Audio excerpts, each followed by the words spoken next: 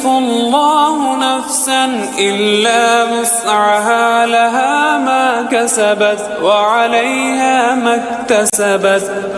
ربنا لا تؤاخذنا إن نسينا أو أخطأنا ربنا ولا تحمل علينا إصرا كما حملته على الذين من قبلنا ربنا ولا تحملنا ما لا طاقة لنا به واعف عنا واغفر لنا وارحمنا أنت مولانا